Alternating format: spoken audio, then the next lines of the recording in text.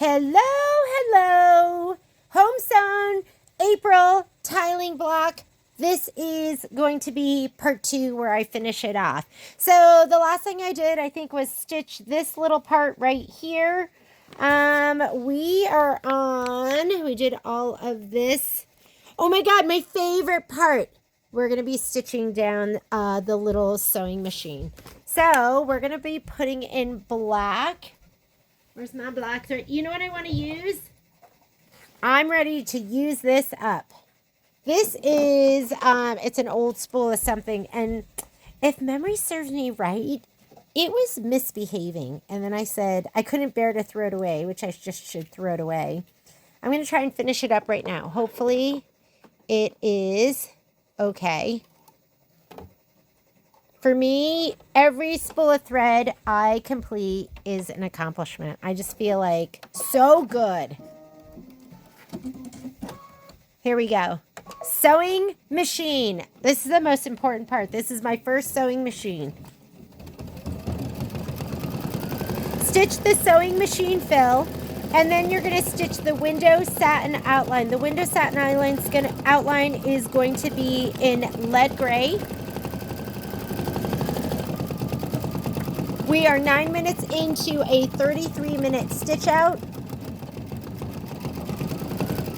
I'm double fisting machines right now. Got my 10 needle going and my Avenir.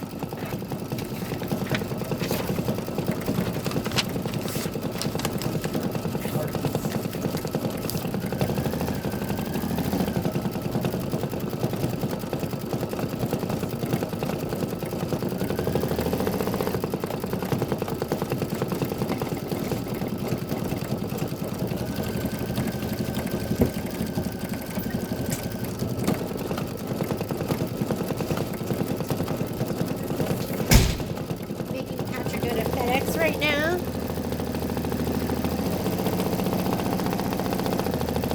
That little outline stitch makes such a huge difference.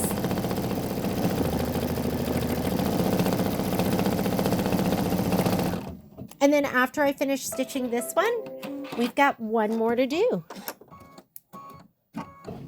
And I just love a small bite, right? Like all together, there's 3 different tiling scenes. You've got April, May, and June.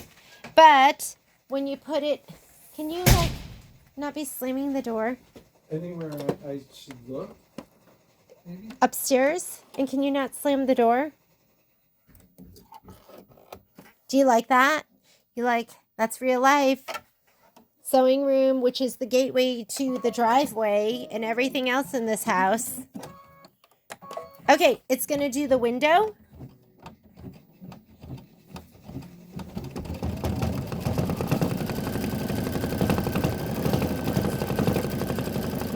I'll do it.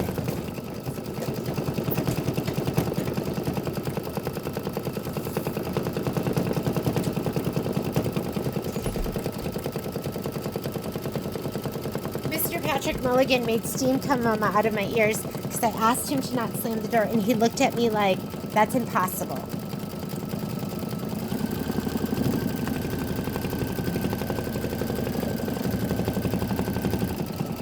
Here we go. Here, it's so cute. Love it.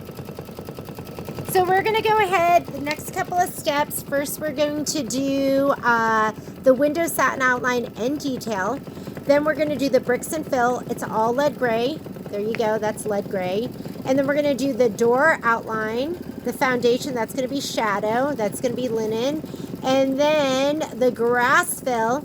I don't know. I'm guessing that's celery. Let's look. In our handy dandy guide. Celery. Yes. Celery, black, and that is going to be timber. That's what's coming up. Guess what I didn't find?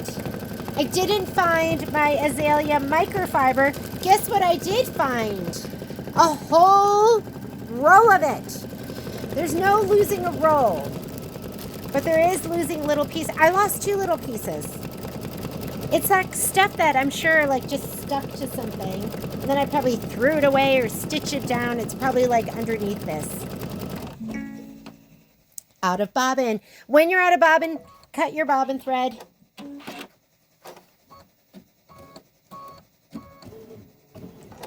Go ahead and pull that back. Let's get a new bobbin. Oop. Until I can get my beloved Fill-Tech bobbins. I'm using the dime ones, and I really, really like them. They stitch beautifully. They're a 60 weight. Wait a minute. There's so much on here. Why did that stop?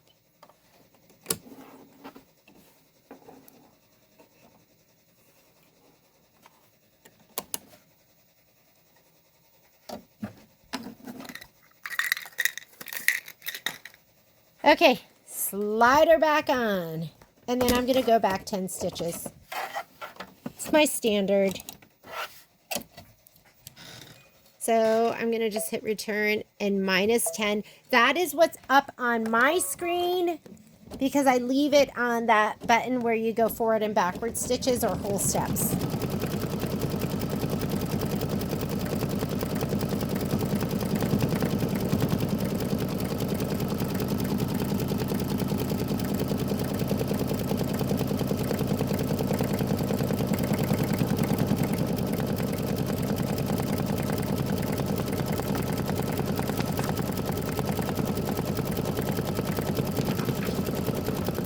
I'm going to read about the assembly. Where are we cutting?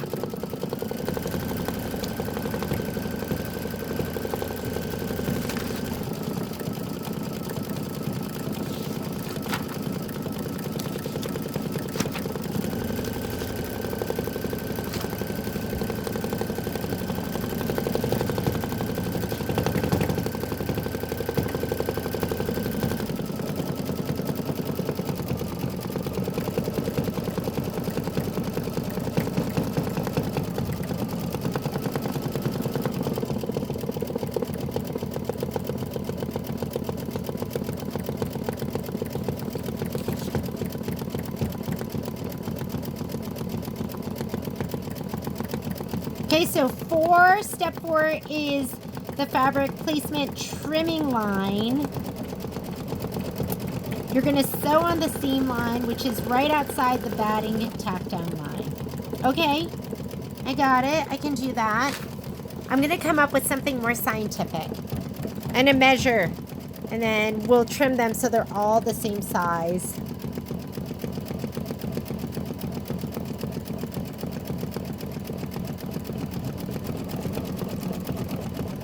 "13 minutes out of 33 minutes. We've got about 20 minutes to go on this one.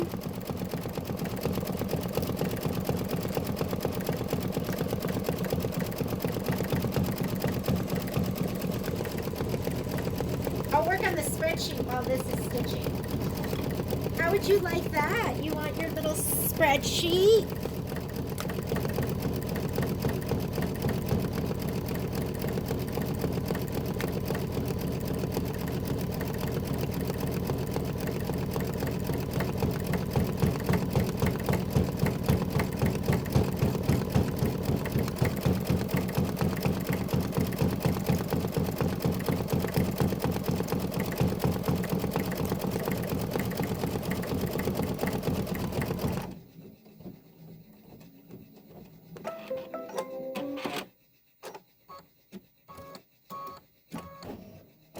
Okay, I'm just going to go ahead and hit start because it's going to do the bricks.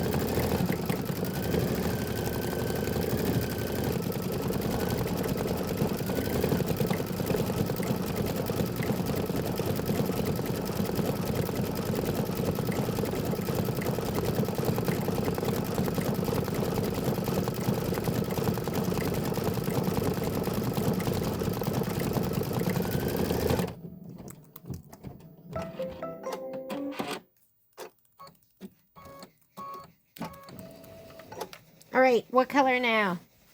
Let's go ahead and put in linen, and linen is going to go around the door. Linen, I love you.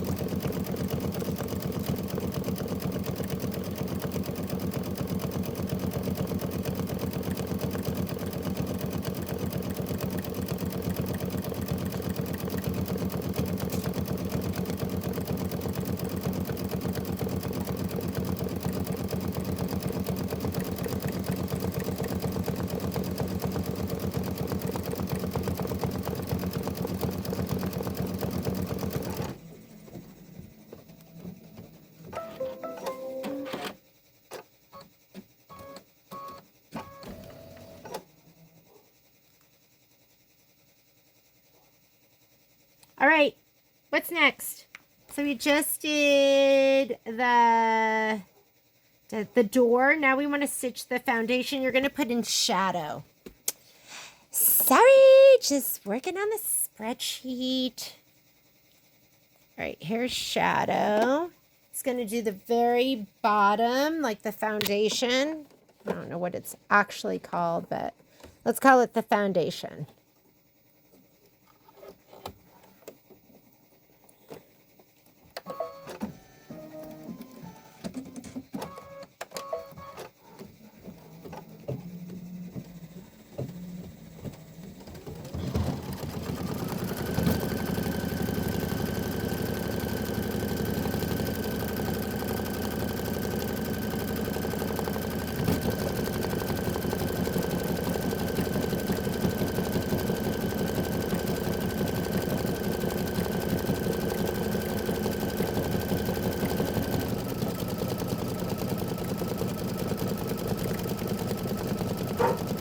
Momo.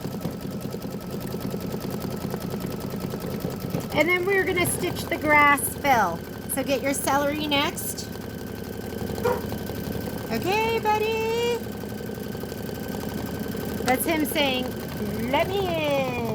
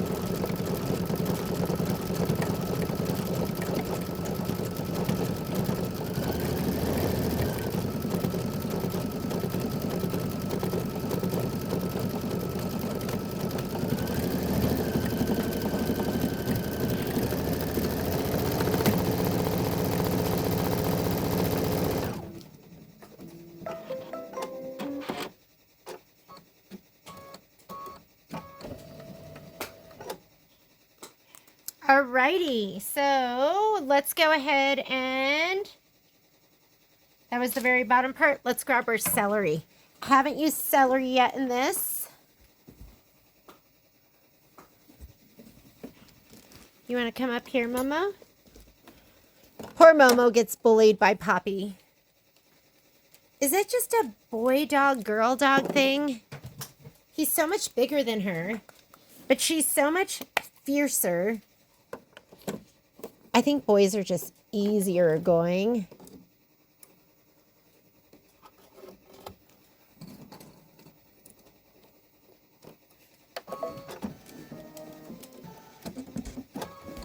Oop.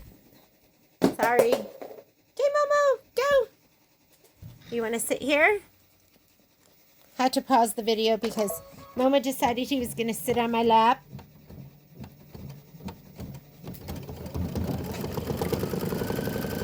And then she came over, Poppy came over and took his toy. You can only do so much, right? They gotta stand up for themselves.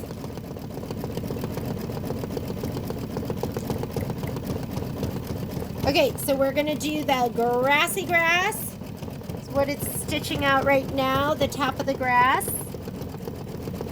And then we're gonna get our black and we're gonna stitch the doorknob and then timber for the top of the umbrella handle.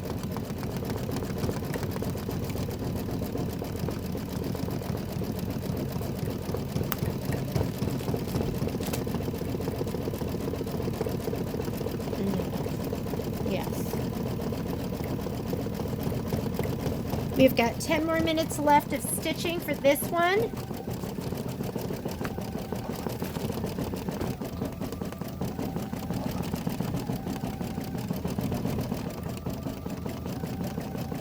And then we'll hoop up for the final block.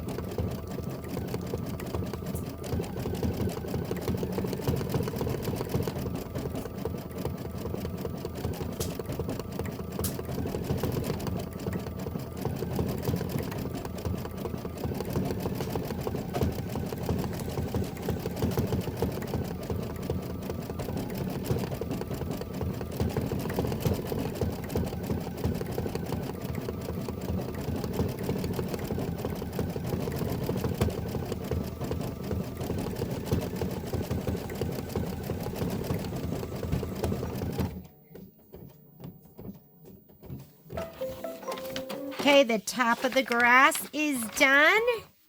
Let's go ahead and we're going to put black in for the doorknob. Doorknob, doorknob. It's time for the doorknob. Alrighty.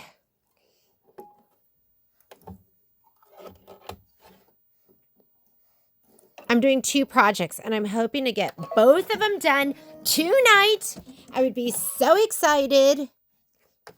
But realistically, hopefully I can at least get one done.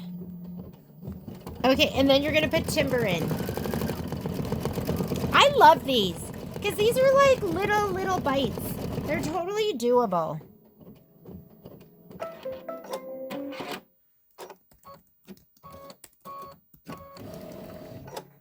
And timber.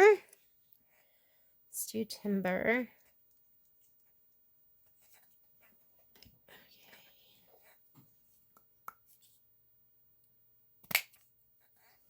This is the handle. I was amazed. I'm always amazed at how much thread, how many colors I don't have.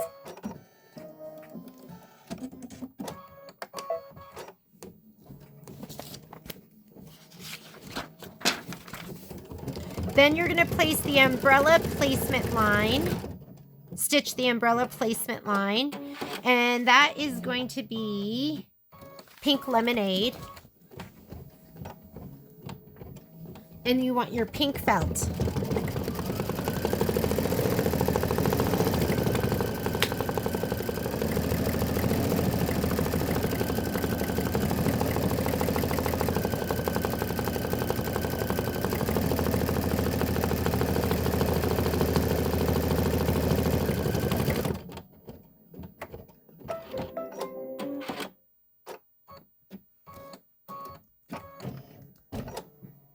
All right, so I'm going to put pink lemonade in. It's going to do the placement line for the pink felt.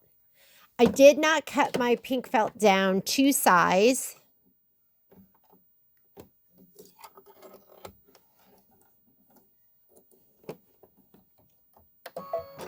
I'm really hoping you guys play around with your scan cuts.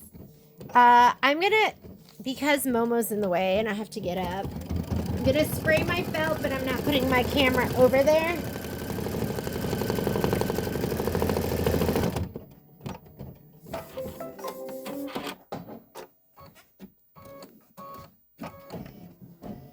Okay, let's put this down. Make sure you cover the whole thing.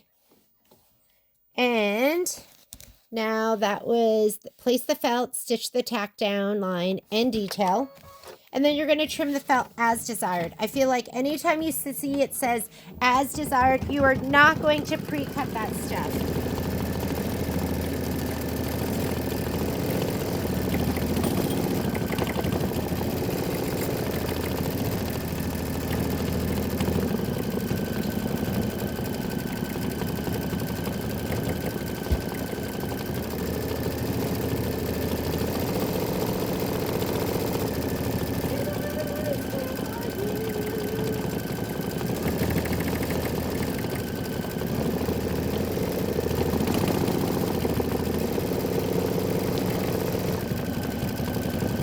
My scissors. I probably could have laid that down and done two, like done one up in this corner, but maybe not.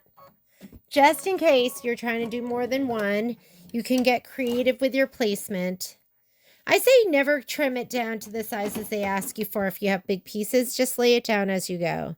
And this is a trim as desired. And when you do trim as desired, again, I like to use a pair of curved straight scissors. I like to leave about 1/8 of an inch or something like that around it.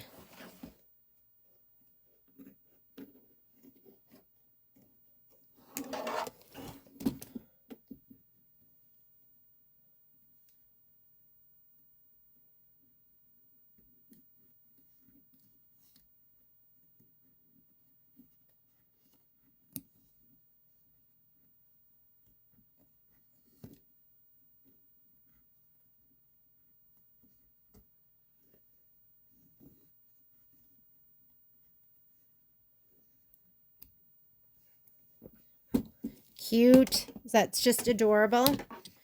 Okay, let's go ahead. Whoop! Did you see that? Hit my... Okay, there we go. And what's next? Where's my book? My book. All right. Then you're going to stitch the umbrella detail, which is going to be like the little dots. You're going to put in your linen. Linen, please. What's going on, Momo? Oh, it's 5:16. That's what's going on. It's din-din time.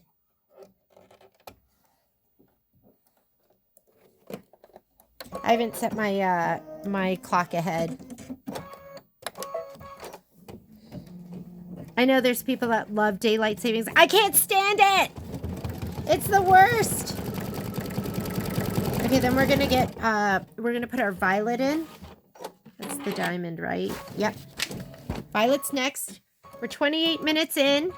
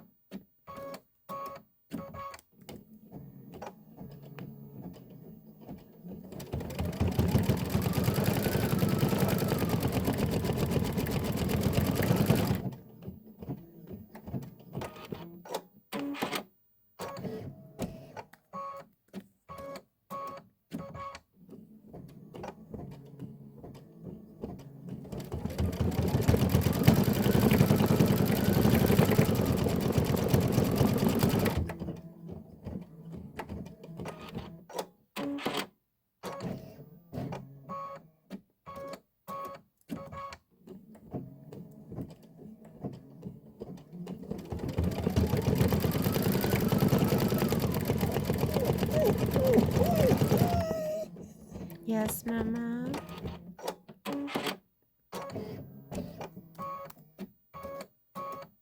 Oh, it looks cute. Dots look cute. Sorry, I'm not entertaining. I'm working on the spreadsheet right now, so you'll have something for the next time we get together. I think today's was the first time I didn't have a spreadsheet for you. Felt a little bad, but that's just as much as I could get done, you know?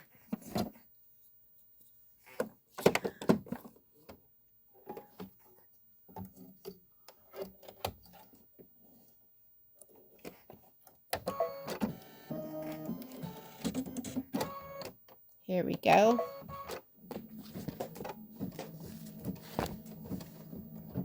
And, you know, I think I am just going to use this. This is just a piece of fairy frost. I'm going to use that for my boots. So I'm going to go ahead and give it a little shot of spray.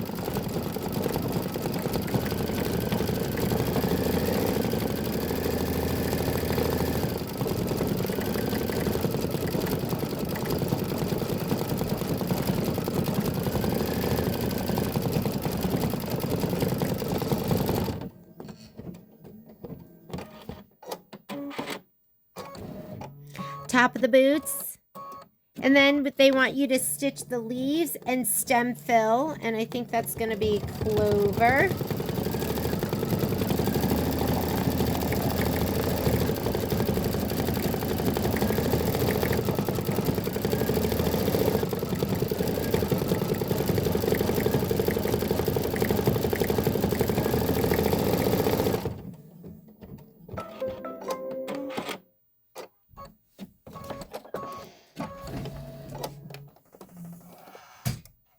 Thank you.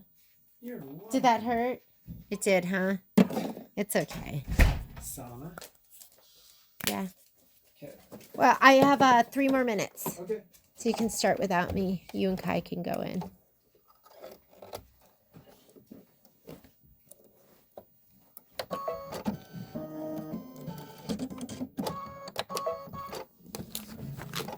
You're going to stitch out the leaves and stem fills. And then we're going to stitch the flower petal fills. You're going to do that in, what's the maroon with the stripe? Pomegranate. Where's my pomegranate? My gorge pomegranate. There it is.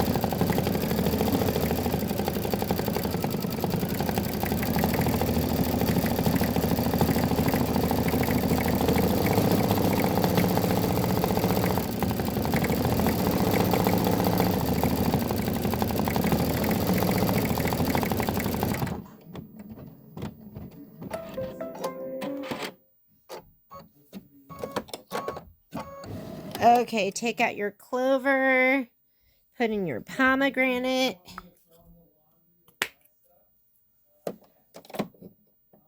Pomegranate. I know a lot of people put vinyl on their umbrella. I love the way it looks just with the felt and the way it looks like a little bit poofy.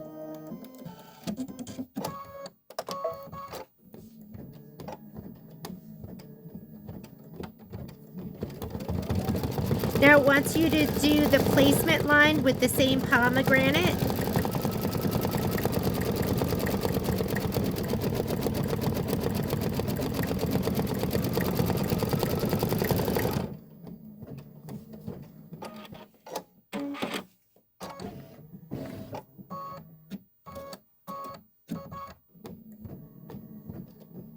It's doing a couple flower petals.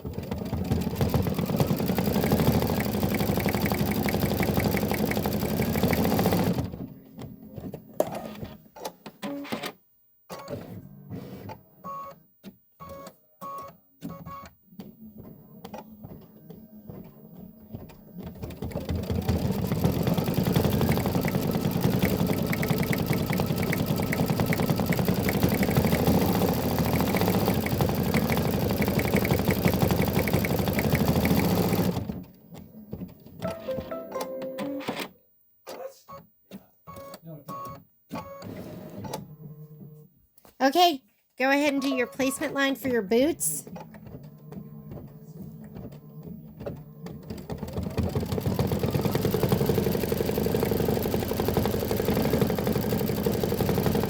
Okay, I'm going Fairy Frost. Final decision.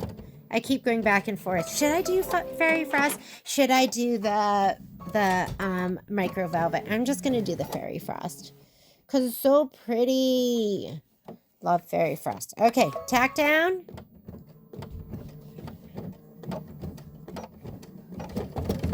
If you're doing the micro velvet, you're going to put it right side up with the nap running horizontally.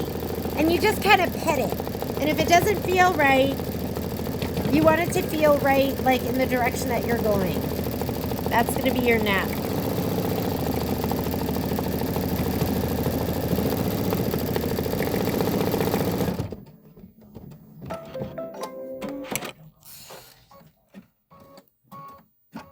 This is going to be raw edge. Stitch the tack down, remove the tape, trim the micro velvet as desired. These are raw edge appliques. Stitch the rain boot detail. So there is some rain boot detail on here.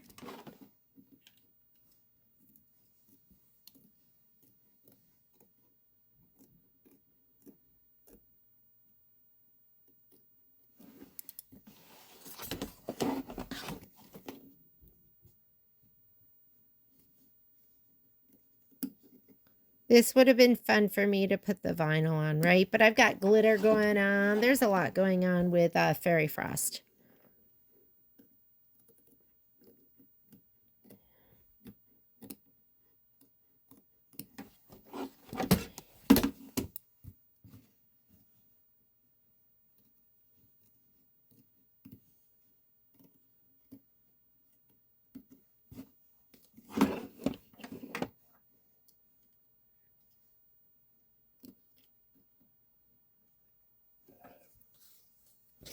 I'm trying to see. They did trim this all out. I was like, did they trim this all out? They sure did.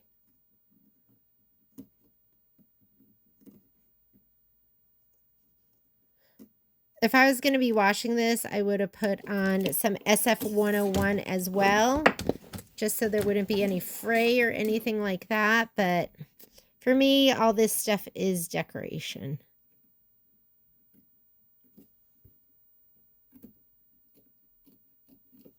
There we go. Cute! Okay, I don't regret it. I don't regret it. But I'm sure the micro velvet is adorable too. Okay, and the last thing you're going to do, you're going to leave the pomegranate in. You're going to just do a little bit more stitching. Give it a little bit of detail.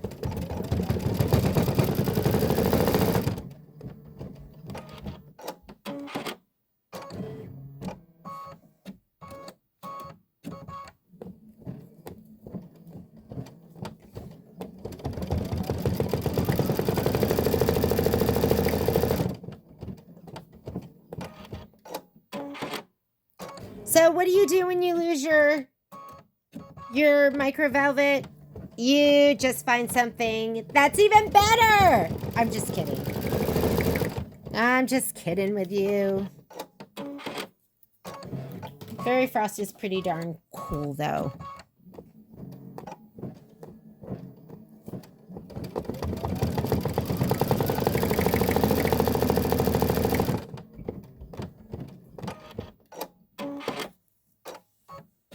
And we are done with block 5. One more block to go. I'll be right back.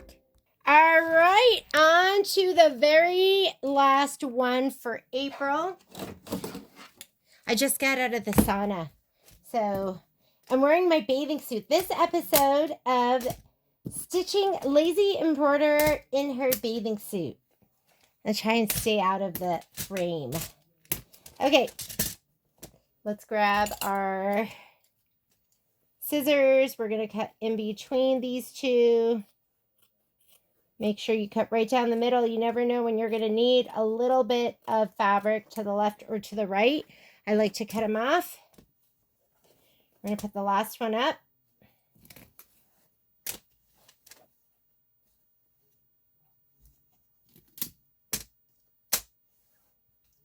This one down. And then all our magnets on. Hot! I'm hot.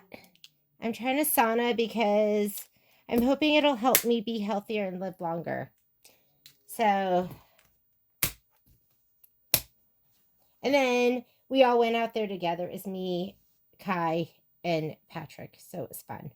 Okay, here is my last piece of batting, and here is my last piece of background fabric. I'm going to go ahead and slide this on my machine. And let's load our last design. So, uh-oh. I thought it was plugged in and it wasn't this whole time. Do you like that view? It's like the worst view ever. You're like, I can't see anything. Here you go. Yes. Whoops, you couldn't see anything then either. My arm flopped down. All right, here we go. Is that better? I'm going to go ahead and hit OK down here. Okay. Home. Oh, I don't even have my glasses on. I'm like, why can't I see anything? You know what? Let's get rid of some of this stuff. I'm going to touch this button. Did you guys see that at all? I'm going to clean up a little bit. So if you want to get rid of stuff here, you're going to touch this button. And then I'm going to touch all the things I want to get rid of. Get rid of these bells. This is from when we did our little quilting class in the hoop. I like this, but I should maybe I should save that somewhere. Don't you think? This is a class I wanted to do. Just haven't gotten around to finishing it. And I can't even tell what those borders are because my glasses aren't on. I'm going to hit the trash can. I have all of those saved someplace else so I can get rid of them. And now let's go back here. That's where I send stuff over via design database transfer. Is there other stuff I can get rid of? Yeah. I'm going to hit the delete button again. Let's get rid of that. I'll get rid of these. I did that edge to edge, although we need to do edge to edge again, don't we? Maybe I should leave those. We'll leave those. I'll just get rid of, and let's get rid of the ones we've already stitched. So I've stitched this 1, 2, 3, 4, 5. Let's hit the trash can. So I only have one left from April, which is going to be this one with the little goose. So, oops. So if I do that, it'll only allow me to save it or throw it away. That's not what I want to do. So I'm going to deselect that. You got to deselect it when you want to set something to stitch. I'm going to go ahead and hit set. And I'm going to touch embroidery. We're not making any changes. I'm going to go to the layout. My move keys, I'm going to scoot them up the tiniest bit. And this is a 26-minute stitch out, not quite as long as the one before. And this is the button I like to go to, and that's where I go forward and backward stitches. And that's it. Let's stitch. Remember, we are going to stitch 1. We're going to stitch step 1, and then we're going to stitch step 3. We're skipping step 2. I'm just going to leave my, I think I have pomegranate in there. While it's doing that, I'm going to grab my fabric and my, whoops, what was that? Red? Don't even know. Here's this. Do you like my plate back there? From, I don't even know what that was from. Batting. I got to get my glasses. Maybe I could see it better through here. Oh, yep, I could see that. I'm one of those people, like, in the morning, first thing I do is I grab my my glasses. I love my glasses. I love wearing them. I love being able to see. Like, I have some friends that squint all the time because they're not wearing their glasses. I'm like, why do that? Why not you just wear your glasses? So this is tacked on for the batting. We don't need that. We are going to do step 3. And step 3 is the seam line and I guess the tack down line. So we're going to do both of these, and then we'll put down our batting and our background fabric. I'm going to grab my glasses.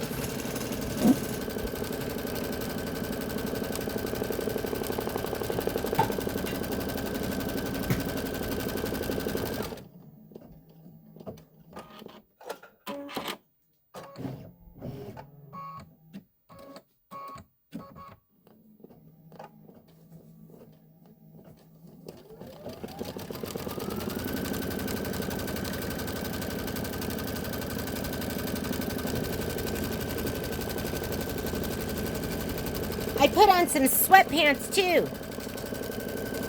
How about that?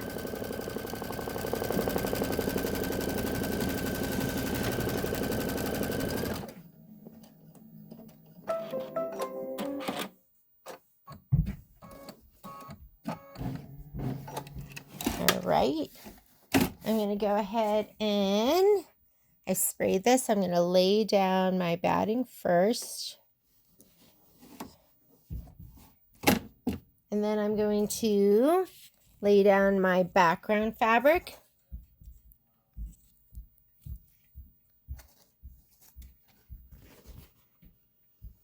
I have a date in the other room with my tiling scene. Okay, and we are going to stitch step 4. And I'm going to go ahead and leave the pomegranate in there because step 4 is, I'm going to use this spatula because I put my other one away. It's over there on the other side. Would involve me getting up out of my seat.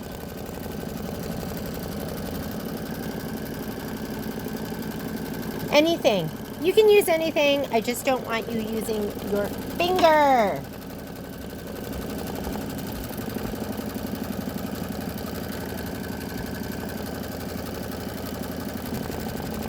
Okay, what's our next step?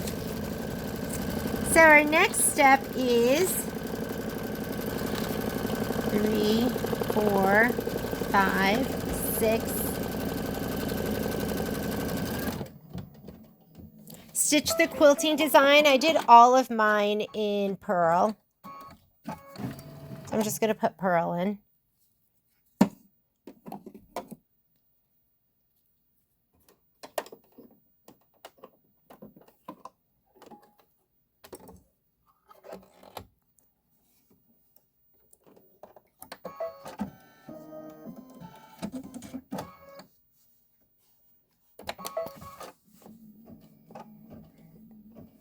So this is step number 5, stitch the quilting design. Then we're going to leave that in and we're going to stitch the house placement line. Make sure you have your house. Oh, I need my iron too. I brought it in the other room.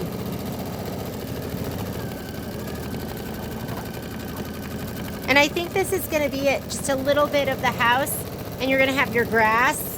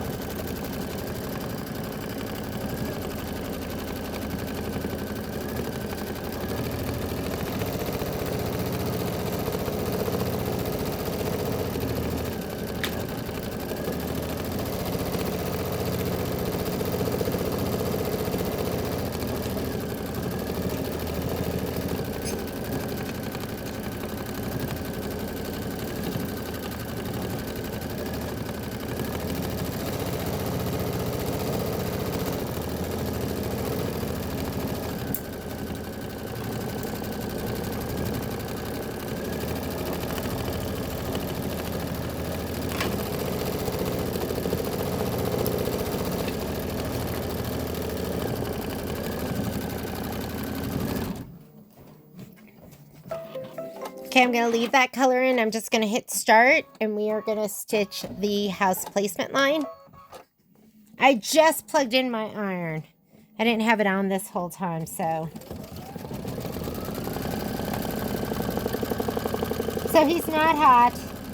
Then we're going to place the house down. I'm going to fuse him down, and then it wants us to stitch the tree placement line.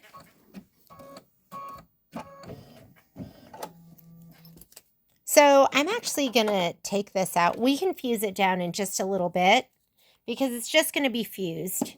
And I'm going to skip ahead. So from here, they're not even touching. So I'm going to skip ahead.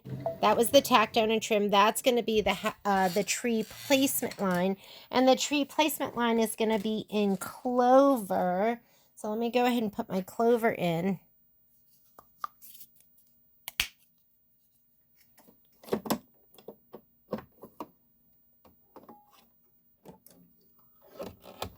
And then we can fuse them both down at once, right? Why not?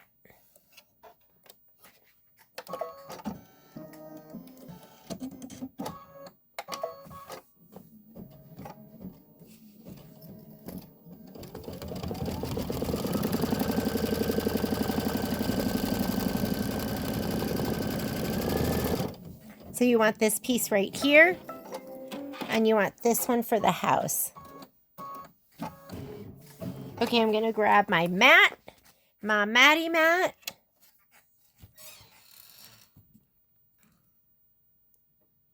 Hopefully it's not falling down.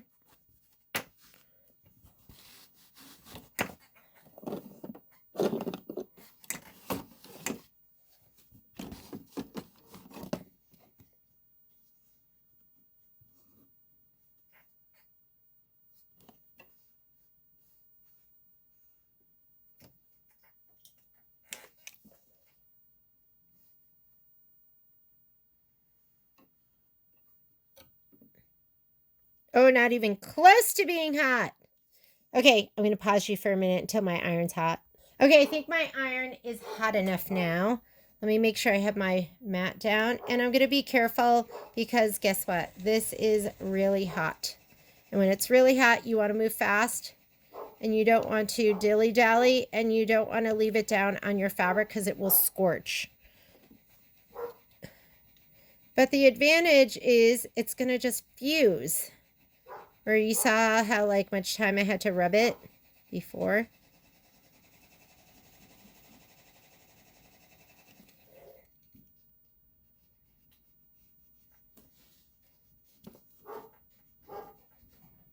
Down. Perfect. Okay. I'm going to go ahead and take my wool mat out. I'm going to slide it back on. And what's next? So that was just the placement stitch for the tree. I'm going to skip the tack down and trim. And we're going to go to the next step.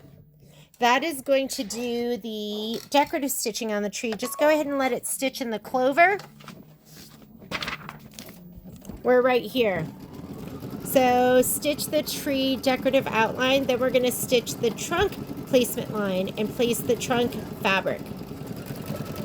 So you need timber next. And you best find your tree trunk. I don't see mine. Uh-oh. Where's my tree trunk?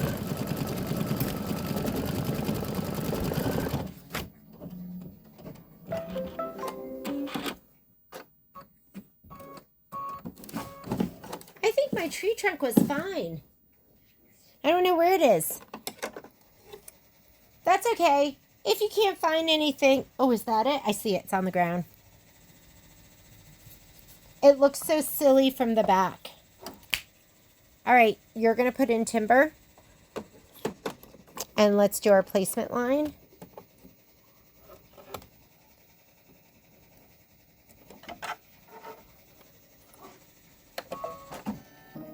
Tree trunk. Let's stitch out. This is what was down on the ground. Doesn't that just look like a piece of garbage? That's it. But I think that came out pretty good. We can use that.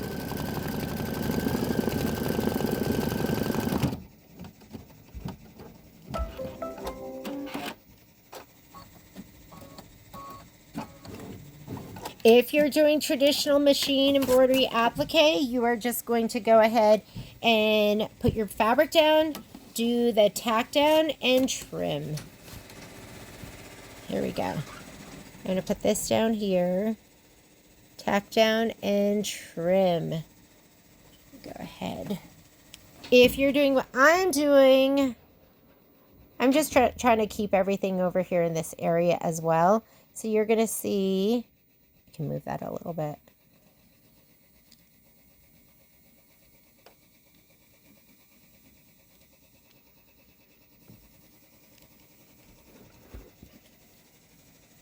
Is there anything else? Oh yeah, the goose. I was gonna turn off my little iron, but we have the goose. Pull the mat out. So this is my hoop and press mat. It's for the snap hoop. It's thin. I also have the other ones, and those are much thicker. They're thicker and they're nicer. What you don't ever want to do with these mats is use steam. Because I did that once and it took the rubber batting and it just it melted it. Yeah, that wasn't fun. I was like, oh great, I ruined that. Now you're going to do the decorative stitching. I think I did it in a video too. I was like, oh, I feel stupid. Stupido. Stitch the trunk decorative outline. Then after you do that, we are going to put in Cool Gray 3. We're going to put in Cool Gray 3 next, and I think I'll probably do like the side of the house. Oh, does that look so good? That is the beauty of the Scan and Cut. Is it cuts the pieces so beautifully, so the stitching looks so great on top of it. I mean, you do have to have it laid down right. Like right there, I might have a little thread hanging out at the very end. I might have to trim.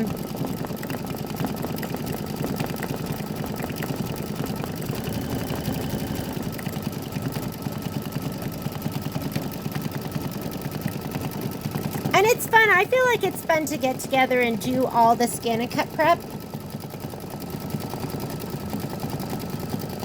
And that way you have all the pieces just ready to go.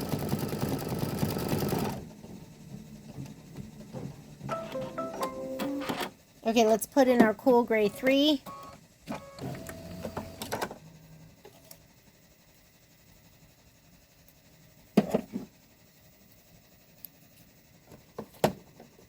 This is going to do the satin stitch on the side of the house.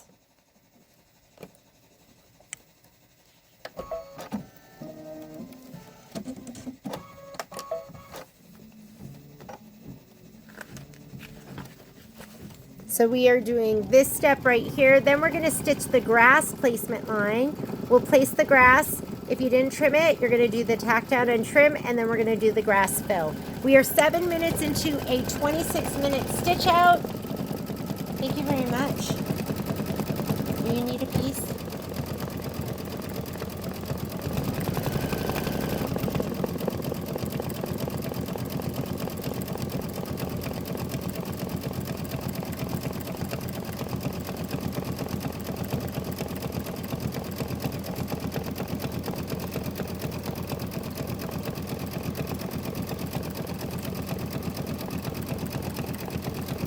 Get your grass. There it is.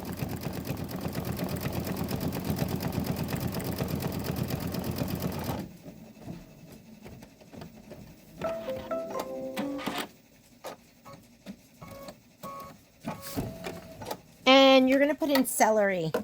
The grass is celery. So put in your celery thread, and you're going to do your placement line first.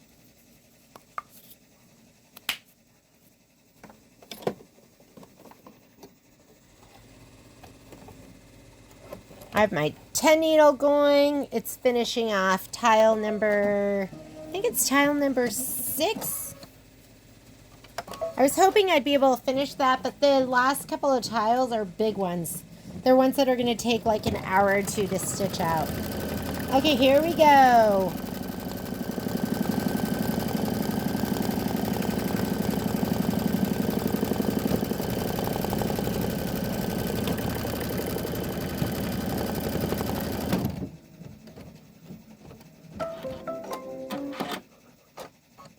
Now it wants to do the tack down, but if you've used your Scan and Cut, you're just going to fuse. If not, lay down your fabric right now, do the tack down and trim.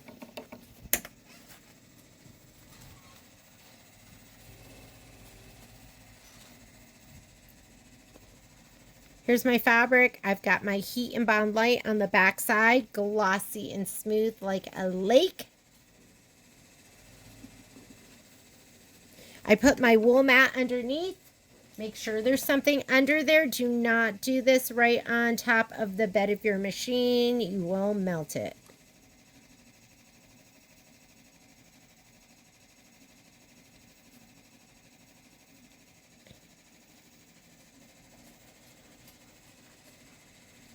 And don't leave it on your fabric too long. You will scorch it. I did turn this back up to high heat because it was just taking too long in the low, on the medium setting.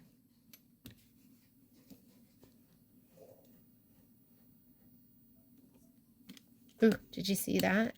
Picked it up a little bit. There we go. I still have to do the goose. I'm not going to turn, as soon as I'm done, I turn off my iron. I'm going to pull this out. Don't leave that under there. Okay, we're going to skip the next step. Next step, tack down and trim. I'm going to do the grass, and you just want to do that in the same celery. I can hear my machine stopped. How much time is this going to take? So this is doing stitch the grass fill. This is 3 minutes of stitching. And then we're going to stitch the brick fill. You're going to do that in lead gray. Then I think we're going to do clover, violet, buttermilk. Ooh, the little goose feet. I think that's going to be tawny, which I've never used before. The inner bunny ear. What are those? The inner bunny ear. Linen. And then pink lemonade. Okay, while it's stitching here, I'm just going to go check on my other machine.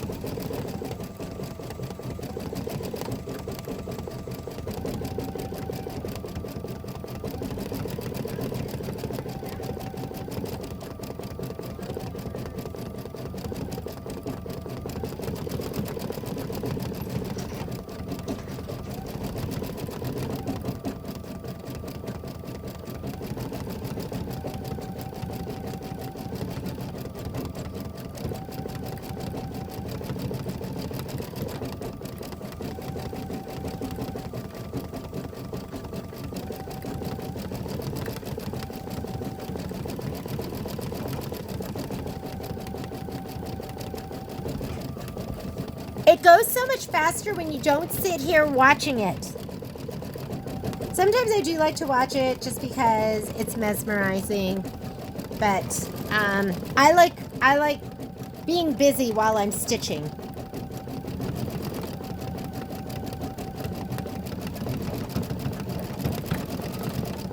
And the other thing we could do is we could be pressing the other blocks and getting them ready. Right now it wants you to stitch the brick fill. That's going to be next, so get your lead gray. We're going to be using this. And I am going to heat up my iron. And let's go ahead and press out those blocks and figure out how we're going to trim them. Oh, that grass looks good. Looking good, grass.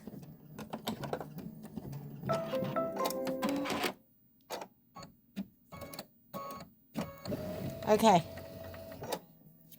Go ahead and put in your lead gray. And let's stitch out the bricks. And while it's doing that, I'm going to turn on my iron.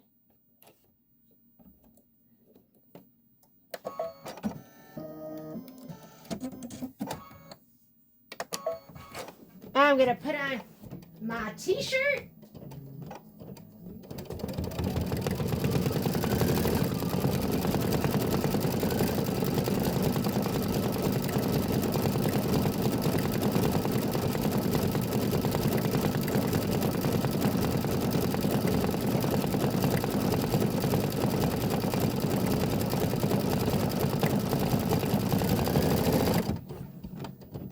Just one brick.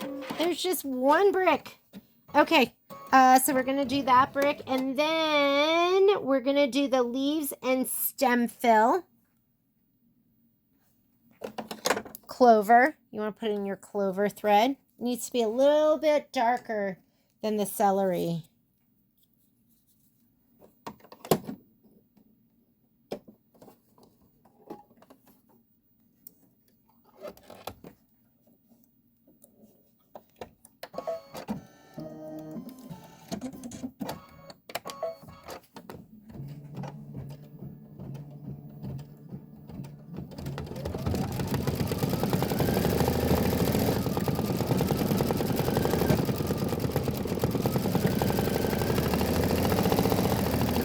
Two minutes of stitching.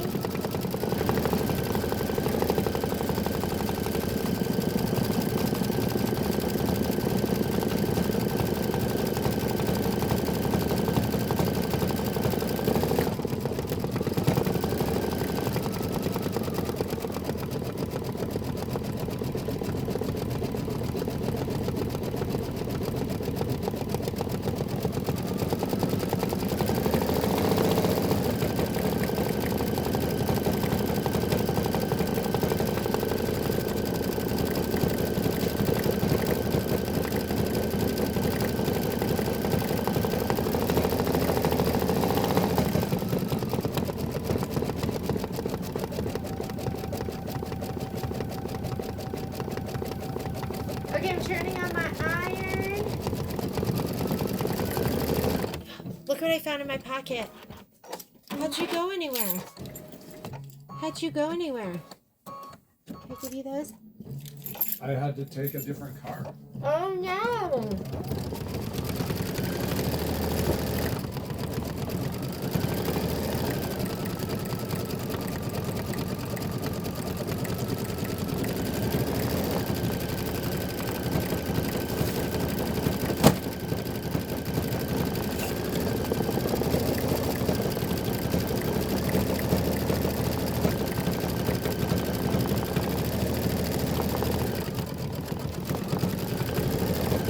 Okay, we're gonna put in violet after this for the flowers.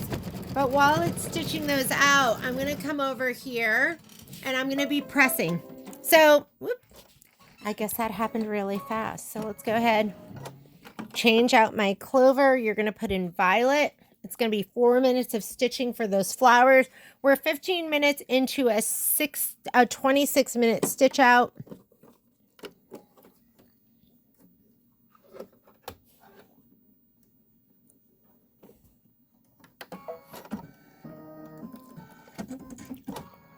Go ahead and let it stitch those flowers. While it's doing that, we're going to come over here and we're going to press. So what I like to do is I like to press with water. This one has water in it from the back side on double mats. The reason I do double mats is because I have warped a mat before. Because I only went through one, the steam went through, it warped the mat. You don't want to do that. You want these to be nice and flat. I'm going to measure them and I'm going to cut them all the same size. I am not going to cut right on that cut line. I'm going to fussy cut to that. Oh, these are cute. I love them.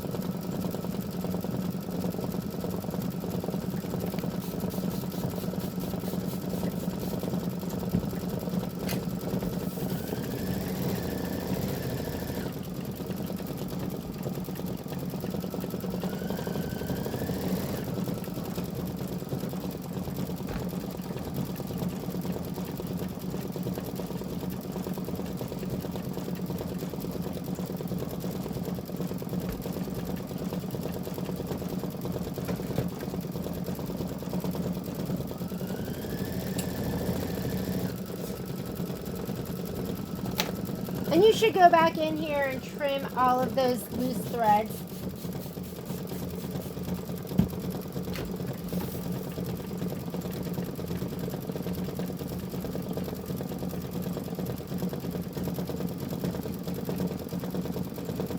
Press until it's dry and flat.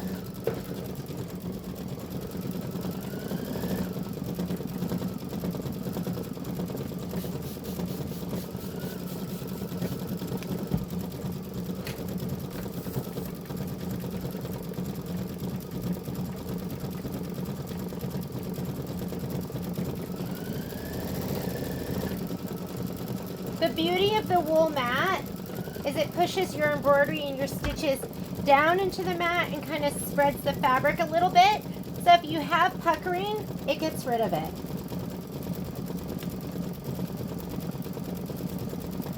And to me, if it's going to lay flat and be beautiful like this with just the muslin, then why use the no-show mesh? All right, here we go.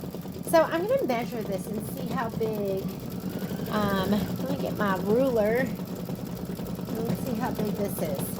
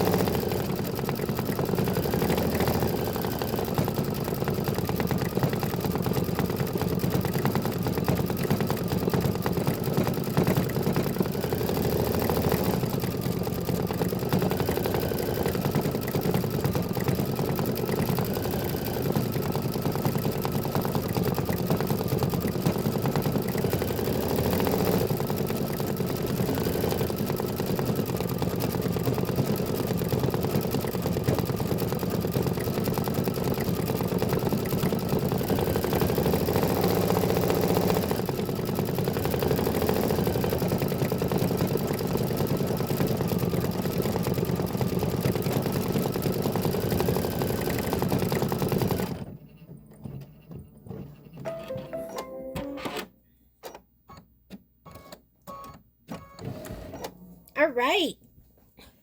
We are going to put in buttermilk next. I'm trying to decide. I can't decide if it's 6 3/4. So they're 6 3/4 across. I got to see if there is a finishing cut size. And it's really like 4 7/8, something like that. But I wonder if it just wants you to cut it 5, 6 3/4 by 5. So I'm going to look in the book really quickly before we trim these all down. Woo! There we go. Hit a bunch of thread.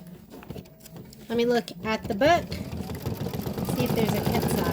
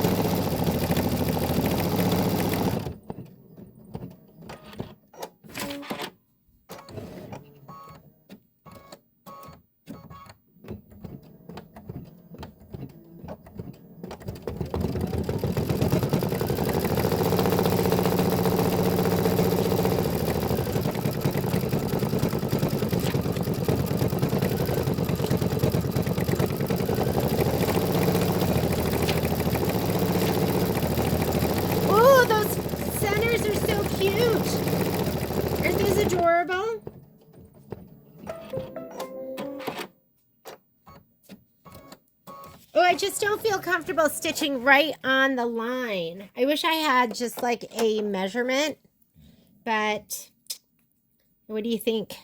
You think we just go for it? Okay, you're going to put in Tawny. That's going to be the little legs, I think. Let me check. It's the upside down triangle.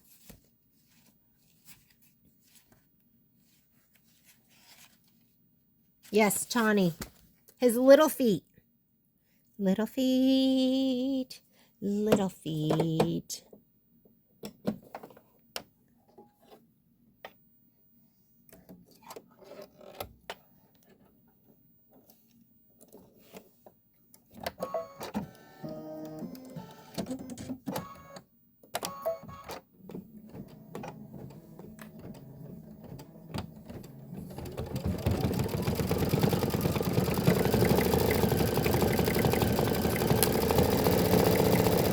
It's pretty consistently 6 3/4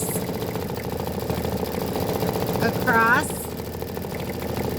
and I think I want to cut it 4 7/8, but some of them aren't quite. That one looks like it's 4 7/8.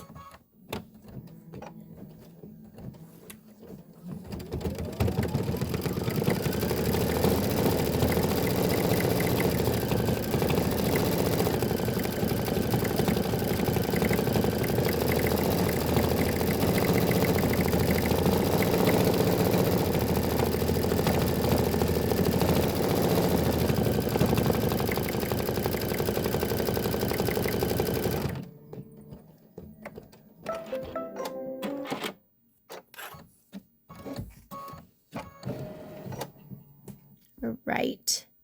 Next thing, it wants you to go ahead and put in linen for the inner ear of the goose, which we haven't laid down yet. Don't worry, he's coming. I can't decide. My inclination is to just cut this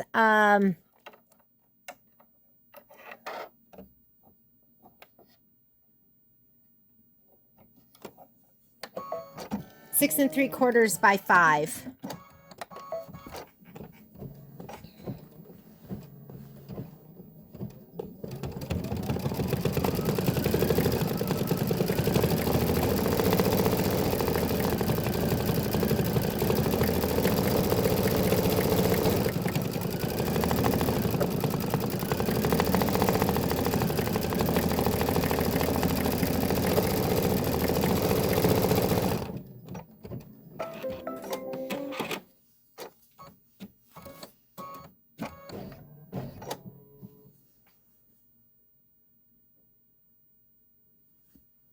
All right, bunny ears. Go ahead and put in pink lemonade. Pink lemonade for the bunny ears. I'm going to look at the measurements again because it does say, I'm going to measure.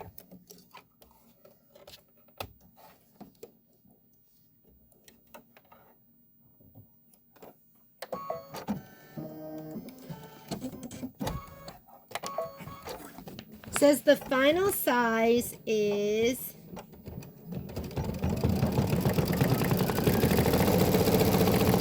where is it?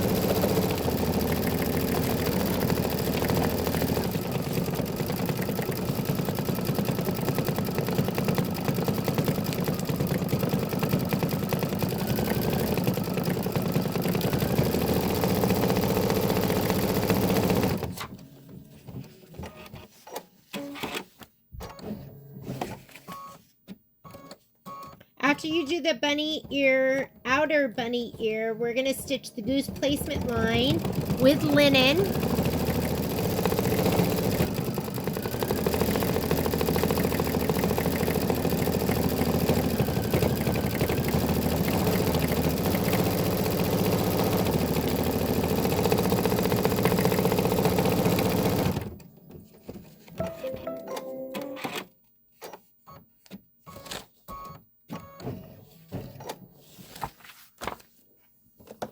I'm going to take out my pink lemonade. When I first saw somebody's that they had completed it and they had done the bunny ears, I didn't even realize that was part of the design. I was like, oh, look how cute. And they put bunny ears. That's so special. I saw it was part of the design. I was like, oh, mine's going to be just as special. I was like, where am I going to find bunny ears that fit the goose? That's literally what I thought. Do you like that? You get to hear my innermost ridiculous thoughts. Okay, we have to get your last applique piece. Mine's in the bag, I hope. Yes, there it is.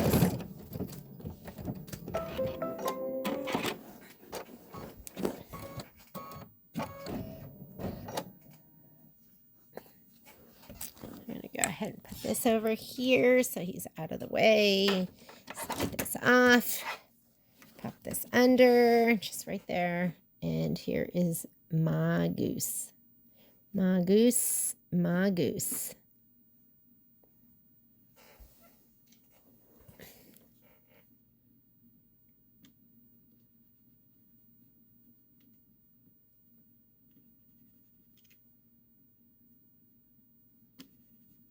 I don't want to put it down too long because it gets, like I said, heck hot. Put that off. My goose is down. I'm going to skip the next step. It's going to be the tack down and trim. And now I am going to go ahead, slide this back on. And I am going to do that decorative stitching that goes around the goose.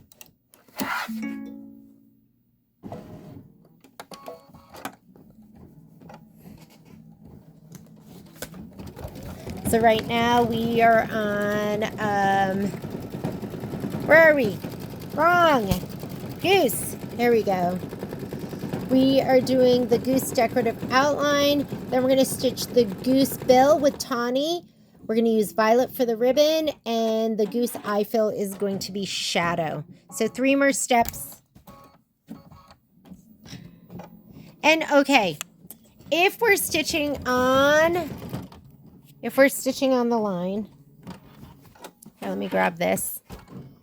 Where's my ruler? I mean, all of these I've measured, and they're all about, don't you think, 4 7/8? It wants you to stitch right on that line. Here we go again, 4 7/8. This ruler's actually not big enough to go the other way, but the other way, I rather cut to a measurement and be consistent with all of them than to cut to the line. Here again is gonna be 4 7/8.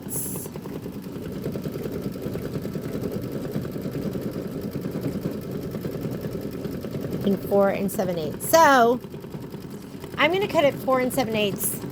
And everything has been about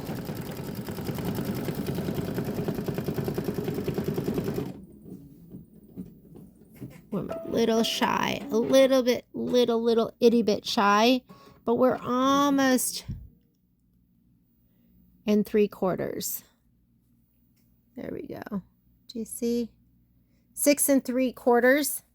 That's my measurement. That's what I'm going for, and I'm sticking to it.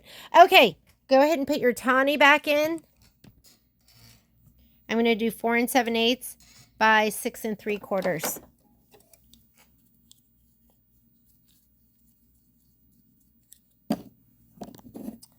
I'm almost out of linen. If I was to buy any thread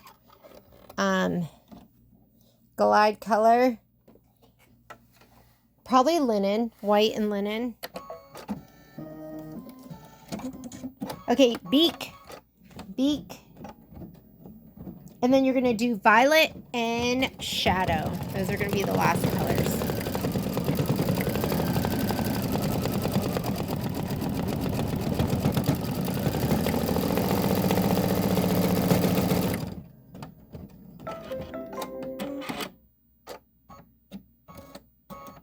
Oh, that beak looks so good. Tawny is a great color. How did I live without it? Whoop.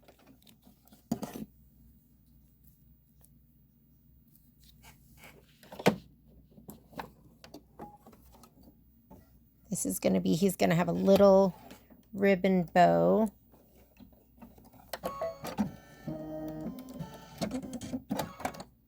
And I am going to sew it together. I'm going to sew the whole tiling scene together. I don't know if I'm going to do the binding. Because I might... Well, I can't decide. Maybe I will.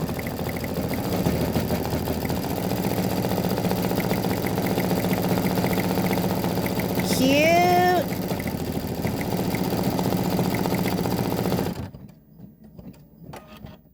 And then shadow for his little eye. God, that is cute.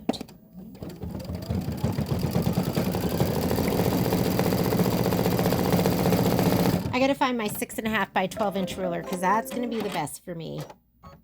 All right.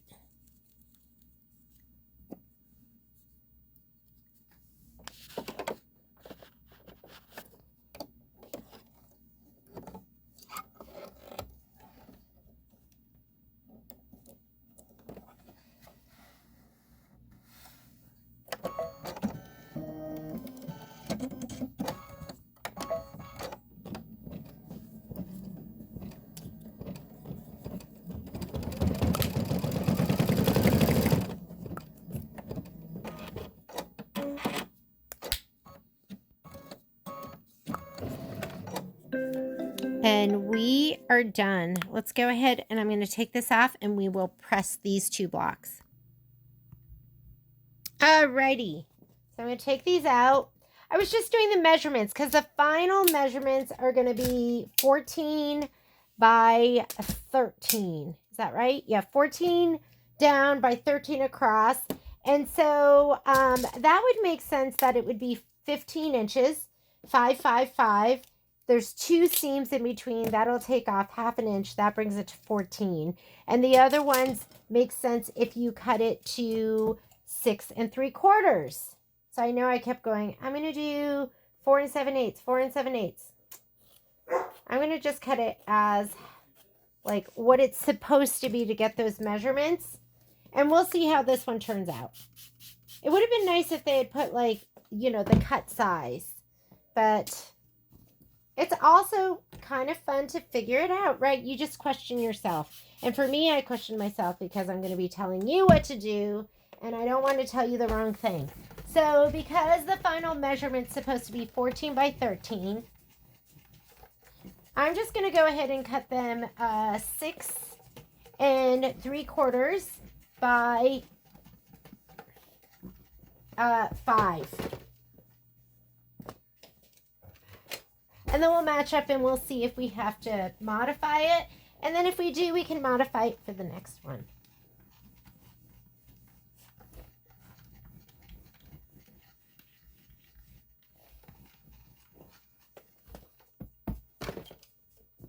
Okay, and it looks adorable. Love it. I'm going to grab my rotating mat. Rotating mat is key. You see those little puckers right there? I'm going to get those a little bit more.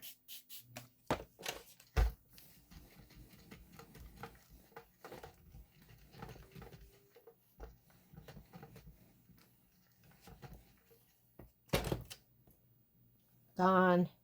And they're there, but barely. All right. Let's go from the back side. I'm going to use my 6.5 by 12.5 inch ruler.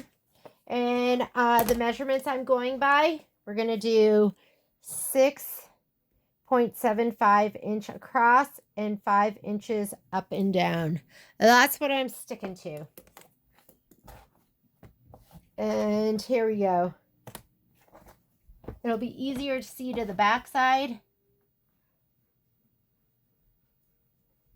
There's my 5, and there is my, go this way, 6 3/4 and 5 inches up and down. So I'm going to have to do 2 cuts and then 2 cuts. To the outside of that line, to the outside of this line, to the outside of that line.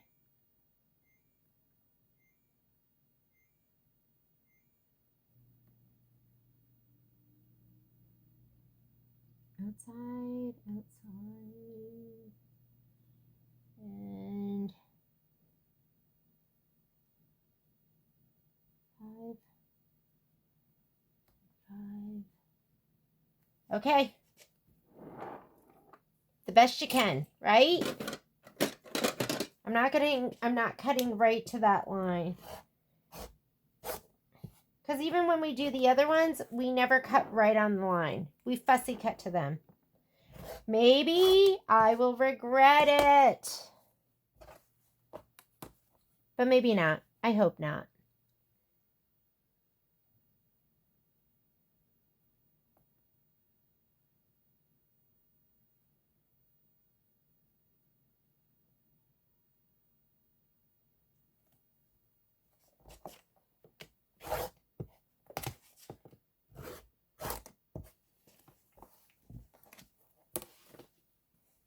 Okay, here we go.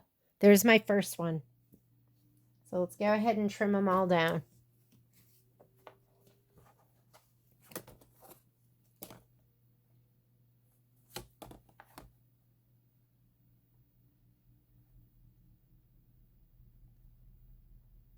Take your time centering it, making sure you have an equal amount of overage, top and bottom.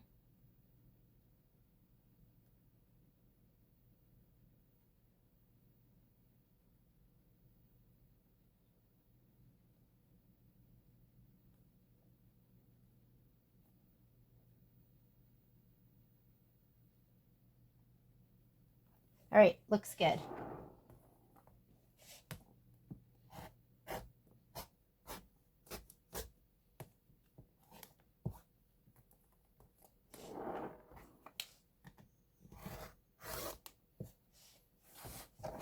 Okay.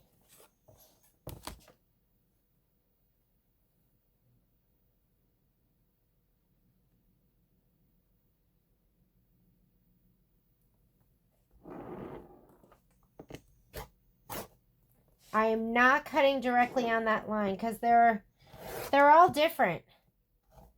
So I am going to cut, here we go. So you see I'm a little bit outside of that line all the way around, but my block is square. And then we'll work to get that perfect when we sew it together. Okay, here we go again.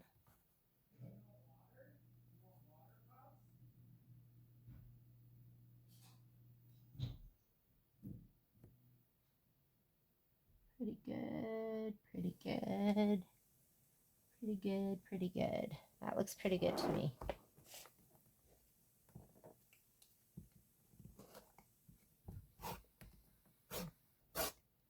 Okay, for sewing it all together, we're going to use best press. We're going to use a clapper. We're going to use a pressing bar. We're going to pull out all the stops.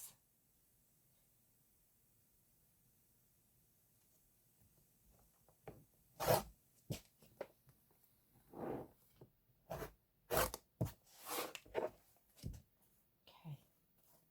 looks great. Keep going. Just keep trimming.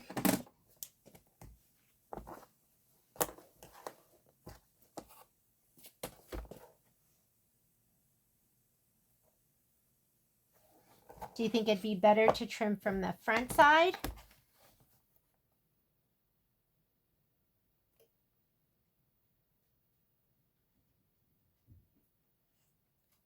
I don't know. It's easier for me to look at the back side, I feel like.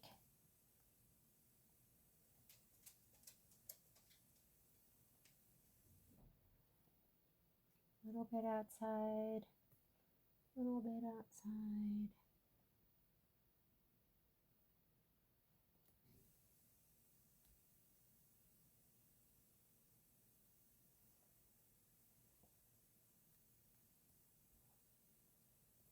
Okay.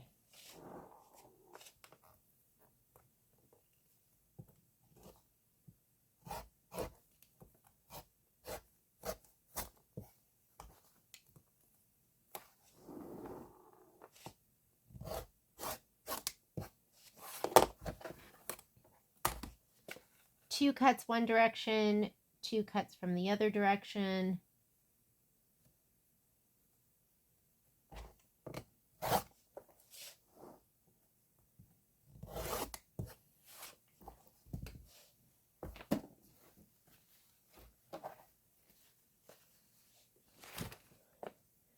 And I have two more. And then we're going to set up our machine to sew these together.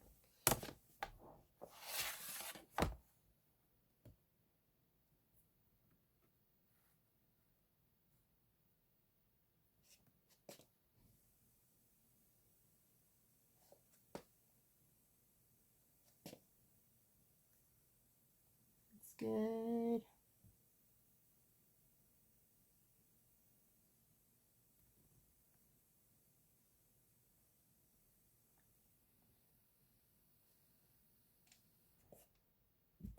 That looks good.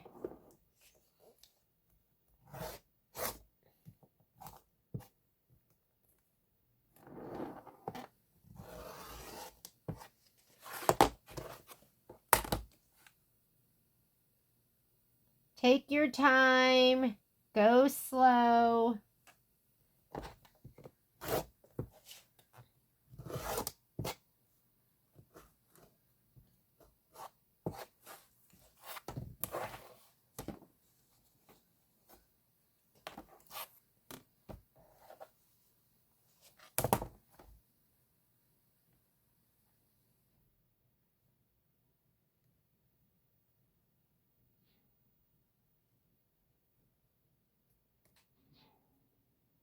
Ooh, somebody's at the door.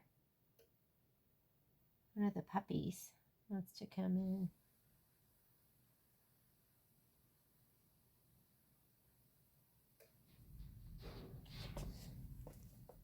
Okay, I'm back. I got to trim this one. Is this the last one? I think it is. And then we're going to sew it together. And I'm going to sew it like a boss, meaning I'm going to be so awesome at it. I'm just kidding with you. I'm totally kidding with you. I don't know. I'm a little apprehensive, right? Okay, we're going this direction. Like a boss. Like a boss that doesn't know what they're doing. That's how much of a boss I am. It'll get better. Each one will get better.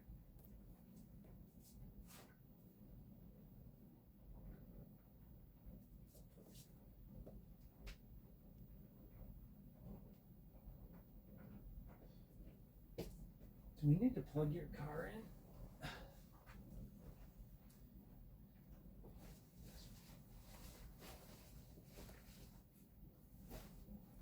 You know, I get it fixed on one part and then it doesn't look right on the other part.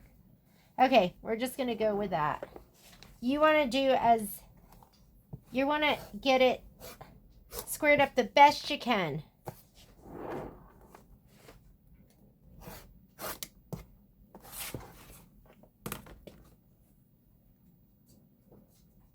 Six and 3/4 by 5.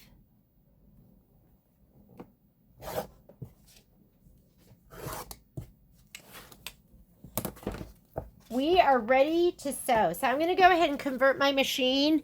I like sewing with my digital dual feed foot. It is my favorite. Not sure what sole I'm going to use next until I figure out how we're going to stitch this together. But so what we've done so far is I framed it the best I could, and I cut every single block 5 inches by 6 and 6.75. Now let's sew it together. I'm still over here. Haven't quite made it over to the other side because I was number 1 cleaning up. Number 2, I'm going to lay everything out now.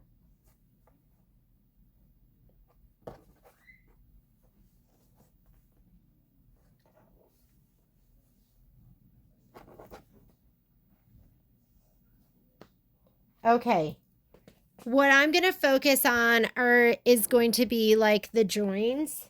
And so let's look at the instructions and see if they want you to do 2 rows across and then connect them, like do each set.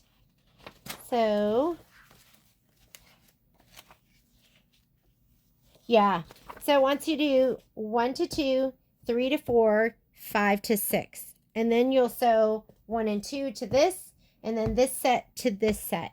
So the line you're going to sew on is you are going to sew on, identify the seam line on each tile, which was stitched in machine step 1. Throughout these instructions, align and sew the tiles directly on the seam line. Okay, so you have a batting line and you have the outside line that we cut. The seam line is going to be the next line in from the outside. So if we go to put these 2 together, this is your batting line, the innermost line. This is your seam line, and that's what we're going to sew on. All right. So I don't think, do I have the seam line? I don't have the seam line in this. Remember, I skipped that step. So I'm going to sew from this side, and I'm going to sew not on the outer line, but this seam line right there. Whoops. Do you see that? Not the innermost. That's your batting. This one. That's your seam. Going to put these 2 together. So we're sewing not on the edge. It's going to be the next line in, not the one all the way in. That's your batting placement line. So this is the one we're going to sew on. When we do it, what I'm going to do is I'm going to match. So right here, what we really have to match is we have to match this. So I'm going to fold it over. I'm going to pinch it. And I'm going to look. Not quite matched up. So I'm going to scoot it up a little tiniest bit. There we go. That is where I'm going to sew. I'm going to sew right here on this seam line, right here. And then I'm going to open it up. As long as it's a perfect match, then I'm going to sew the whole thing. But for right now, right here. Right where the match matters. So right here, I'm going to make sure that this roof matches. I'm going to sew right here. I'm going to open it up. And then if it matches, then I'm going to sew the whole thing. It's just easier than starting from the top and sewing down, opening up and going, that doesn't match. Now, the other thing that I want to do here is, I'm thinking, should I remove? I'm going to remove this stitch. Nope, I got to leave it. I got to leave it. But hopefully that's going to encase everything. I might have to rip it out later. I'm going to just sew with monopoly, and most of it is white. So I'm not sewing with monopoly. I'm going to sew with this Deco Bob in white. I'm just going to leave the regular bobbin that I had in there. Let's go ahead and match these up, and let's take them to the machine. This one right here, we're going to match the grass. We're going to open it up and go, nope, scoot it. There we go. So what I'm going to do is I'll probably just put on my regular sole. I'll either go open toe so I can really see. I might just go my regular sole right here. Let's convert our machine. So I'm going to say okay to get rid of that. I'm going to touch my home button. And I'm going to go to sewing. Leave your arm on. I have met people that didn't realize, because if you had a different machine, let's say you had an Aventura or a 3700, you have to take, you got to get this. This is the advanced screwdriver. It's got a little screwdriver in there. It fits perfectly over that screw. This is the one, it's actually black now, but there's a black one that is for the high shank machines. And then there is a blue one. It's blue or yellow, and that's going to be for the low shank machines. This is going to go on from the back side. If you haven't used this foot yet, you are doing, and you own it, you're doing a disservice to yourself. It is the best walking foot on the market. So I'm going to go ahead, hand tighten it. You're always going to come back in with a screwdriver. And this one you have to angle a little bit when you screw this back on. And there. Just a little bit. You're just, I mean, did you see that? It was like this. That was it. But that's enough where I can unscrew it by hand. And don't forget to plug it in the back. Alrighty. Here we go. Here we go. Here we go. Here we go. Let me get to where I can see and I can sit. I'm going to put my foot up. To take the sole off, just push down on the front of the toe of the foot. And let's grab the next one. I used to lower it down, and then somebody was like, why do you do it that way? And I was like, I don't know. I thought that was the best way. Now I like to push it up, and I find it easier to do it that way. So I like it when people say, why do you do that? And I can explain why, and I can go, it's better this way. Or I can see the way they do it and go, ooh, you know what? I like the way you do it. So I'm threading this up with Deco Bob. Deco Bob is an 80 weight thread. I'm just going to use white. And as far as the stitch length, I'm at 2.5. I'm just going to leave it there. Sometimes when I'm piecing and I'm just doing really thin stuff, I piece at 1.8. Or I might do this at a 2.0. And so here's my first one. I'm going to go ahead and match that up. I'm going to go ahead and fold it over. I'm stitching on this line here, not the innermost line. What? I'm going to pinch it here. I'm going to open it up and I'm going to go, does it match? Yeah, that looks pretty good. So I'm just lined up everywhere. I'm just going to hold it. It is too thick, I think. It's too thick to it's too thick to pin. Oops, did you see that? I didn't even put I didn't thread. I'm going to put my foot up, hit my threading button again. And I'm stitching right where the grass is joining. And if it matches, then we'll go ahead and we'll do the rest of the stitching.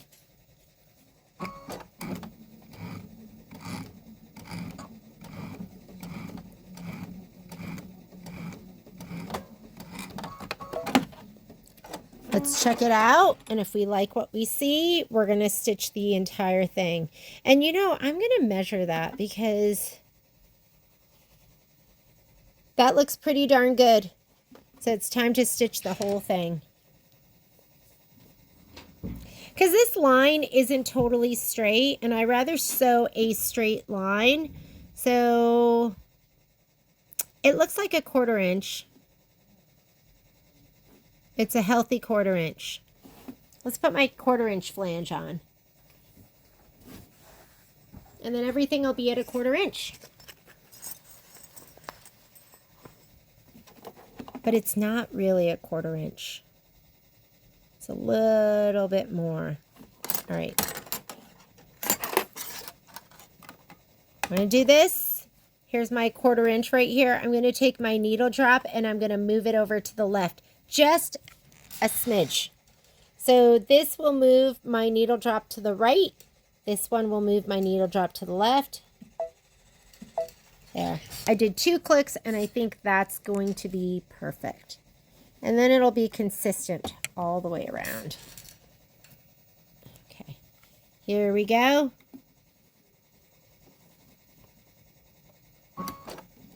I am going to do a little locking stitch.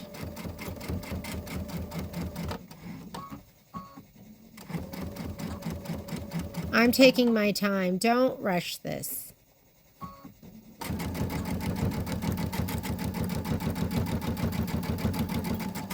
Or should we just be doing a 1/4 inch? Hang on. Let me take a peek. I mean, that's pretty much there. Oh, it's perfect. Just perfect. Okay, so I set mine up. I did my LR shift, and I am at 3 instead of 3.5 with my dual feed and my 1/4 inch flange, and I'm set up to stitch 103, which is a center straight stitch. Okay, I'm going to go ahead and do the next one. So when you do it, let me bring this back a little bit. Same thing. I'm going to go ahead and match up the roof. I'm just going to match it this way. We'll see if it matches, and if not, we'll nudge it up or down a bit. I'm going to pinch right here and open it up. Not quite. It's a little bit too high. So I'm going to bump it down the tiniest bit. I'm going to pinch it again, open it up. That looks perfect. Okay, now I'm going to sew 1/4 inch. Well, I'm going to sew right here first. We're going to sew right where the join is.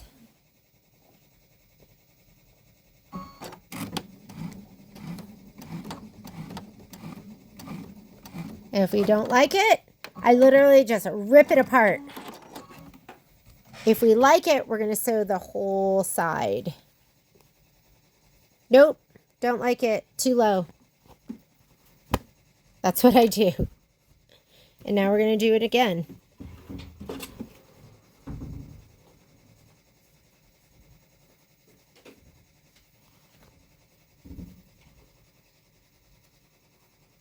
I'm going to pinch it. I'm going to open it up, take a peek.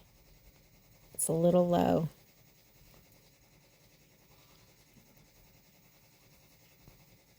Pinch, open up.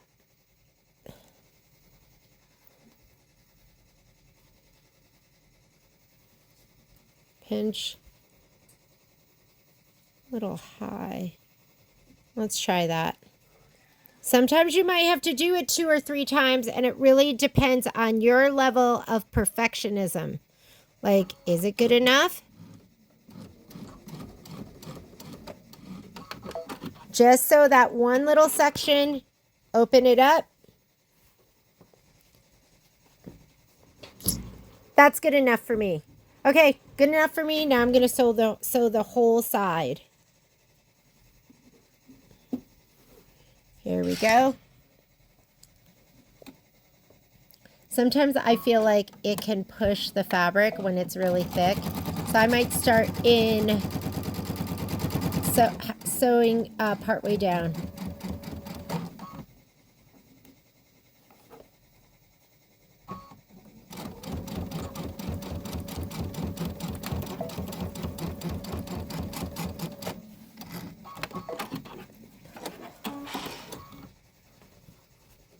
That looks pretty darn perfect. Okay, next one. We're going to press these and then we'll sew them together. Same thing. Here we go. I'm going to just go ahead and match them first. I'm going to pinch right here, open it up. Oh, that looks pretty good. It's a little low. So maybe I'm just going to scoot him just like a hair up. Oh, that's way too much. A hair down.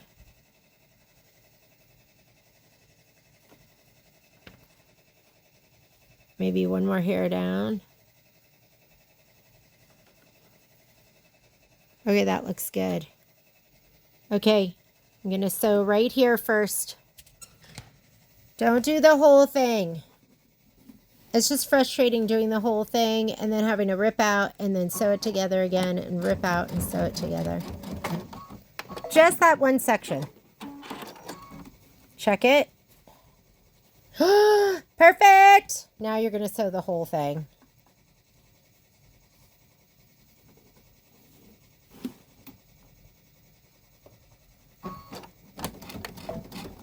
Oh my God, I used to sew so many of these and I would just like do it over and over and over again. This has like been such a time saver now that I do it like this. And let's open up the whole thing and look at it one more time, and it should be absolutely perfect, and it is. Okay? All right, we're going to press these open, and then they're too thick to press to one side. So you definitely want to press it open. Let's go over and press these. Okay, I haven't been recording. I don't know how long it hasn't been recording, but I'm now sewing the top panel to the lower panel. Hopefully you got all of that. I don't know if you got any of that. I'm already on this. I've been stitching it together. It looks pretty amazing. I think that looks good. So what I'm doing is I'm matching up I'm matching this spot up. I'm sewing just from top to bottom. If it matches, then I sew the whole side. Now I matched here and here. They look pretty good. I'm going to sew the whole thing. So, sorry, I have no idea how long it hasn't been recording. But hopefully it's pretty good. So hopefully it was recording most of that. So I do where the noticeable joints are first, and if they look good, then I sew the whole thing. Because if they don't look good, I'm going to rip it out and do it again. But I don't want to constantly be ripping out the entire piece.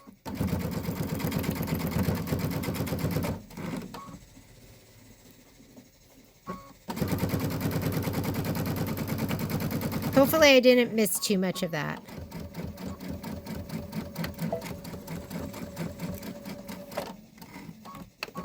Okay, we're going to go press this, but before we press it, let's take a look one more time. And that looks pretty darn good. Right there. Looks pretty good. Okay, let's sew the bottom part. Here's the bottom part.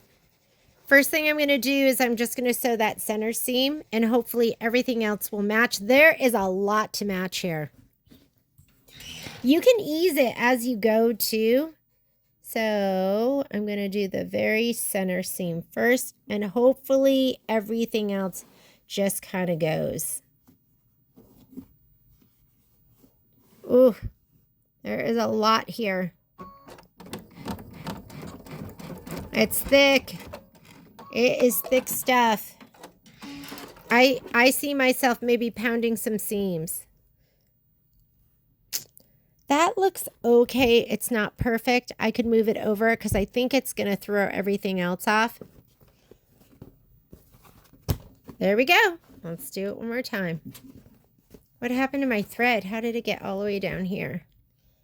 Hang on a second.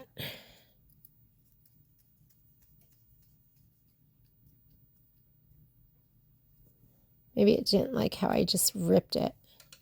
You guys are probably horrified. I shouldn't have done that in front of you, but that's what I literally do. It's so thick. Nothing's going to happen. I'm going to match them again.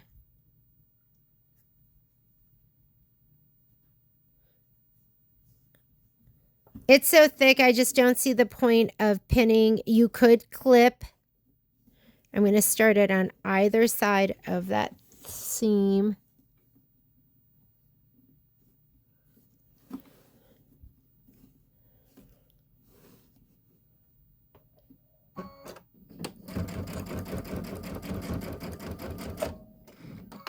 We're going to check it again.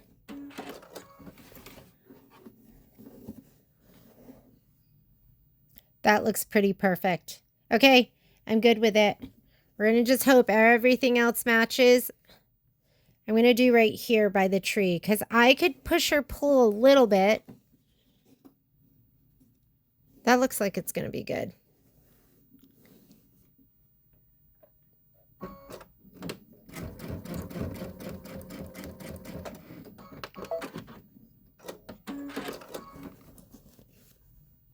Ooh, looks great.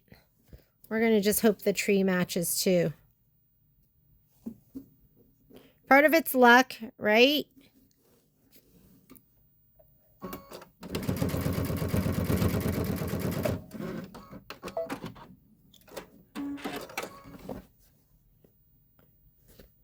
Tree looks amazing. This window pane, oh, that's a lot, right? But I think it's going to be perfect. Just checking it right down here. It looks pretty darn good. And I'm going to do it one more time. I'm going to check all the little spots, and then if it looks good, then we're going to sew it from the one end to the other. And this is Deco Bob, so it's light. All right, come on. Is that like perfect? All right, let's sew the whole thing. Then we're going to press. And pressing is going to be a challenge. Just know it's going to be a challenge.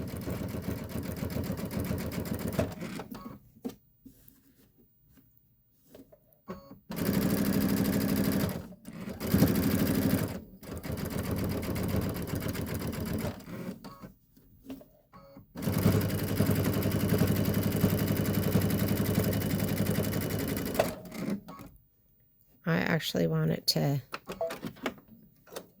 I wanted to backstitch, but I went off too far. Okay, let's go ahead and take it to our ironing station and let's press it out. This is thick stuff. I wonder if there's anything they could do to make it not so thick. I think something that would help would be having like a bigger seam allowance, like a 1/2 inch seam allowance. But that's okay. We're going to make it work. Water helps. So just some water in the seam just makes it a little bit more pliable.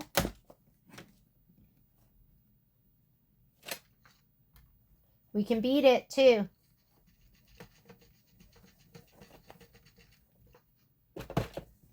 Pressing bar and clappers, those all help. Get him.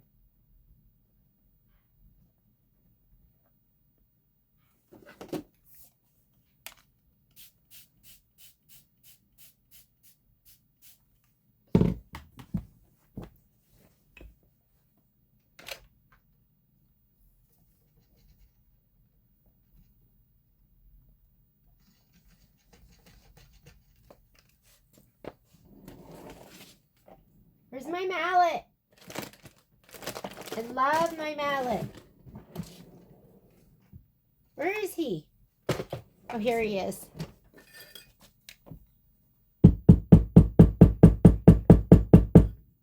Oh, that's so much better. Here we go. Best press.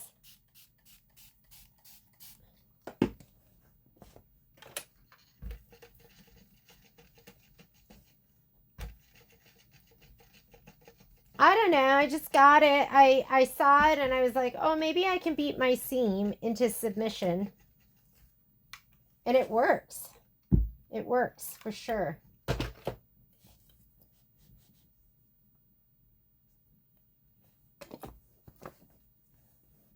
mean, you don't want to damage those fibers.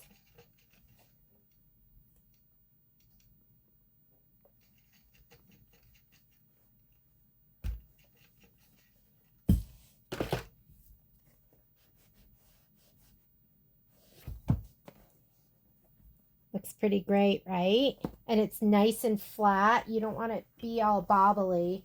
You don't want to like injure yourself trying to press this down either. There is a lot going on right here. There is a lot. So let's get it. Let's dampen it up.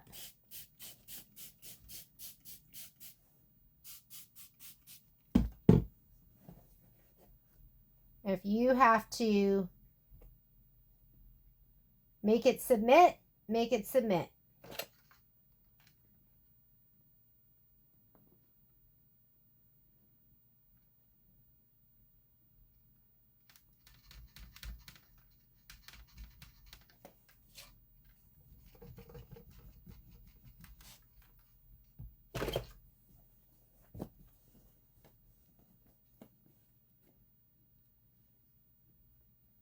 And you know, mine is thicker because I have all of that SF101. And that makes me go, I need to consider that next time. So when, I think what I'm going to do is next time when we have if there's pieces that are going to be in the seam, I'm going to consider that when I'm adding my SF101, and maybe I will go with just the fabric. Do you know what I mean? So it's not going to be all of that SF101 in there.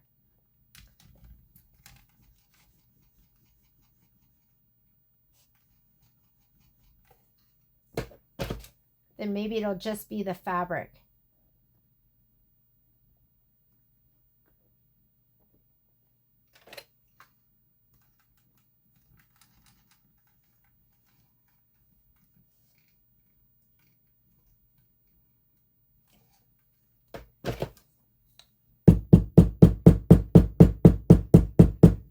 Submit.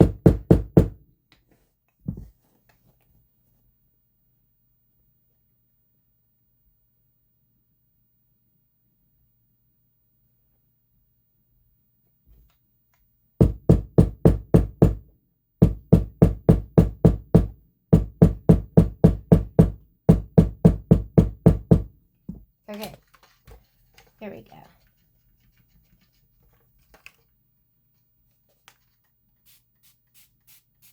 It was just water the first time. Now I'm going to come in with SF101.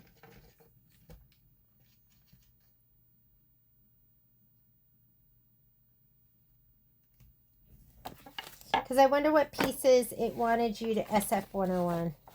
Like, what would we have saved?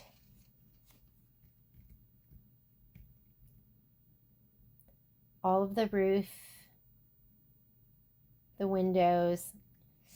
Yeah, I mean, it was asking for you to have fusible woven on all of that anyways.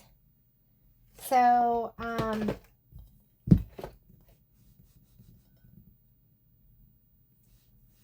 if you're struggling to get it to be flat, I mean, that looks pretty darn good and pretty flat. And here we go. Looks pretty great. So I might go ahead and, if you want to do this,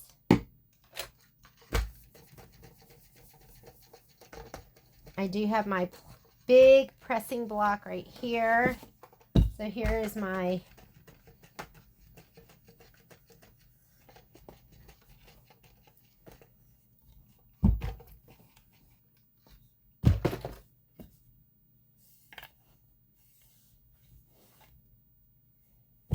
and I do have to add the quilt. I think I'll add those later so I don't lose them. But we are done, and that is April's block, and it's pretty gorgeous. I do have to go through and trim off some of my threads, like this one right here. I'll use my side hopper and a pair of tweezers, but I'm just going to get this one out of the way. And this is April. I have to put on the backing and the binding, but I'll do that later. So thank you for joining me for this. I'm just going to leave this like this for now, because maybe I will do them back to back because I've done that before. But this is super cute. I love it. It's a little bit of work to get that pressed out, but look how perfect that looks too. Just use the tools that you have. Thank you for joining me. I am so sorry if I didn't record all of that. Hopefully I recorded most of it and how I match up my seams. And I will see you for May's block. Bye.